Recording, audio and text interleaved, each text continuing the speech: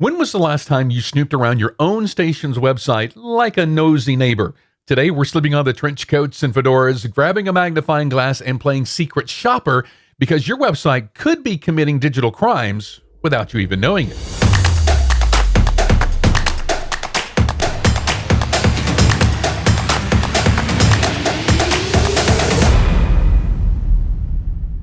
Hi, it's Jim. Welcome to Better Radio Websites, the podcast that wants to help you get more visitors and the most revenue from your radio station website.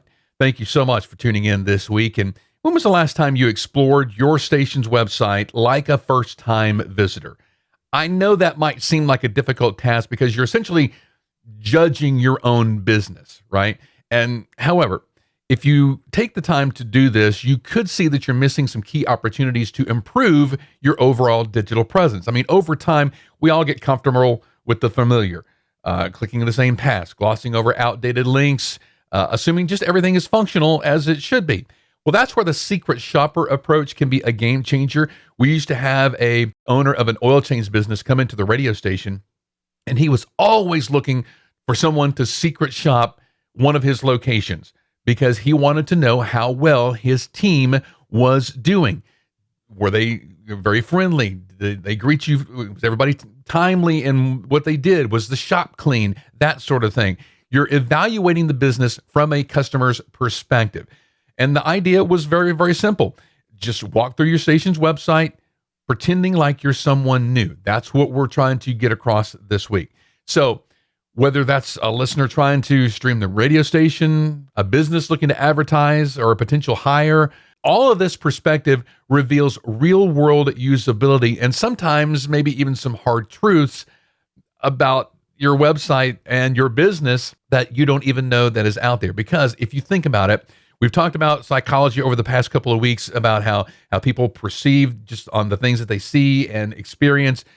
If somebody comes to your website and they get a bad feeling, they have a bad feeling about your radio station, not your website separate from the radio station.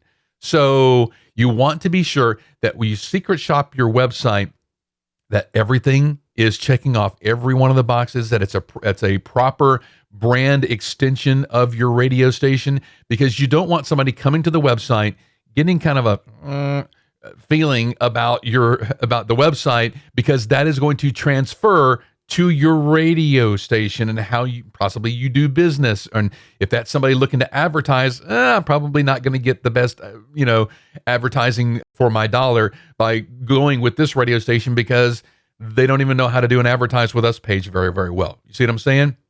So that's what we're trying to uncover with the secret shopper. Now, this could be you or someone that you enlist to do it for you. Either way, this is how you perform a digital audit of your website and some things to look for. Number one is to act like a listener. Test your contact forms. Pretend you're a listener reaching out about a contest or a stream issue. You're asking a question on the contact form. Submit a message to the Contact Us page and then pay attention to what happens next. How fast do you get a reply?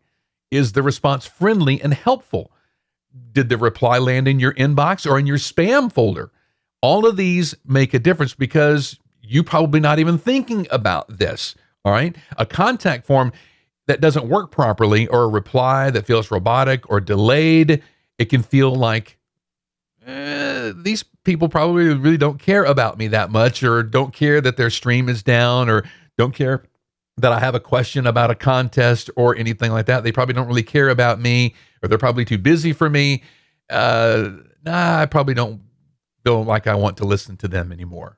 All right. So, grab a Gmail account or something like that and act like a listener by testing out your contact forms. Number two is to view your website through an advertiser's lens. Head over to the Advertise With Us page and act like you're a small business owner and ask yourself, does this page make me want to call or email the radio station right now? Are the benefits clearly explained with advertising with this radio station or this website? Are testimonials, audience stats, or ad samples included on this page? And then send a fake inquiry and then track how fast or thorough the response comes.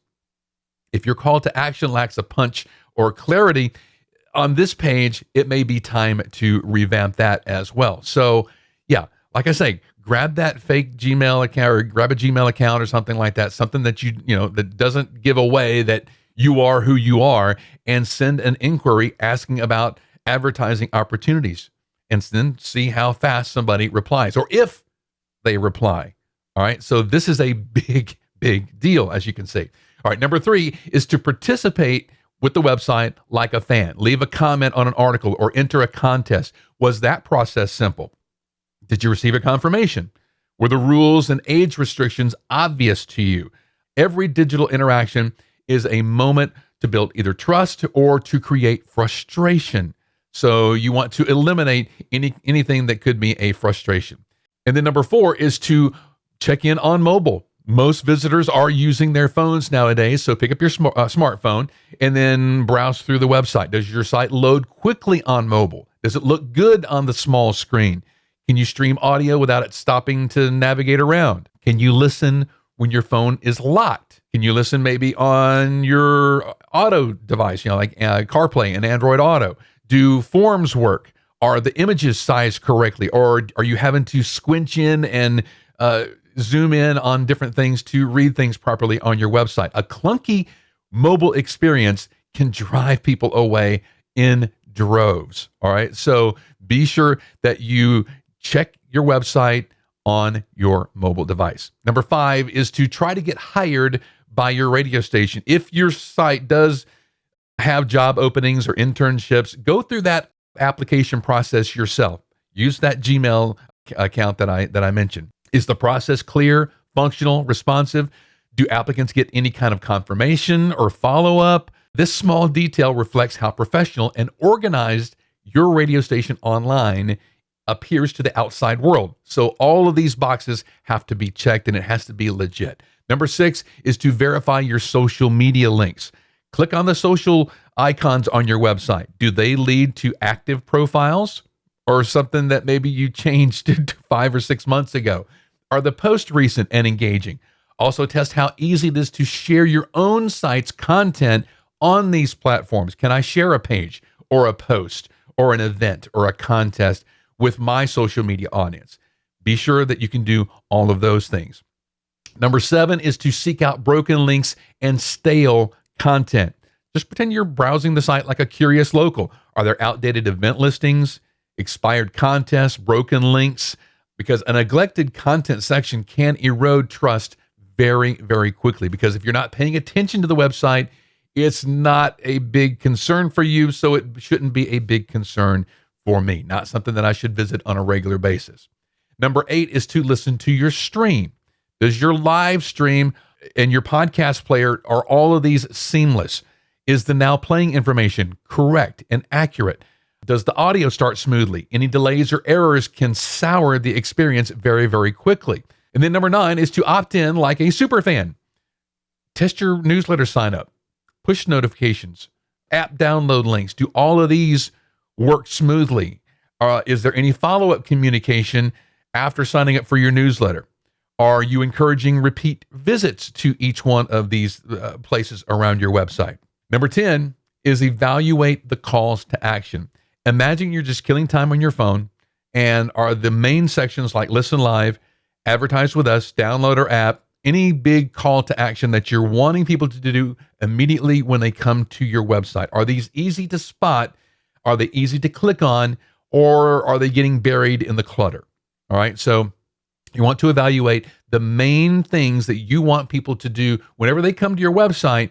Those have to be easy and pretty much seamless. Now, there's a bonus tip in all of this as well. We've talked about your website. Do all of these things with your mobile app as well.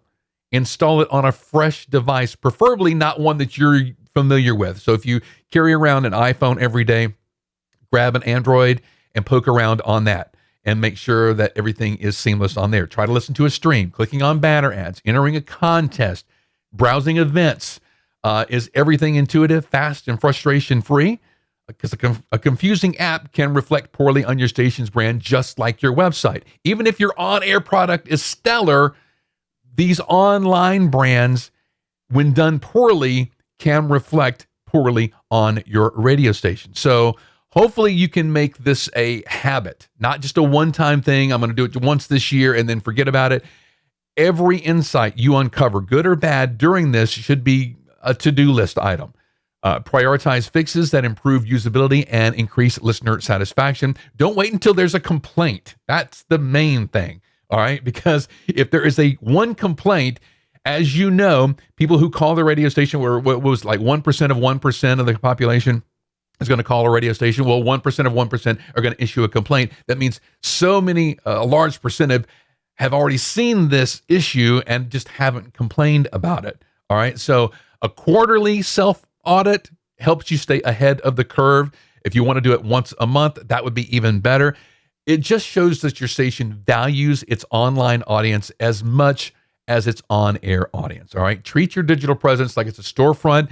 It should be welcoming, responsive, polished at all times. Exactly what that client who came into our radio station was looking for by asking us to secret shop his oil change businesses. By walking about in your audience's shoes, you'll see the station through a new lens, hopefully, and then spot these opportunities where you can truly connect. All right. Hopefully this information has been helpful to you. If it has, be sure to like, subscribe, share it out with your radio colleagues, and leave us a comment. Let us know how we're doing. And if you need help with your radio station website, creating a website that is engaging and kind of checking off all of these boxes, then reach out to us. We'd love to help you do that at skyrocketradio.com. Have an awesome week online making your radio station website better. See you next time. Looking to maximize your radio station's digital presence?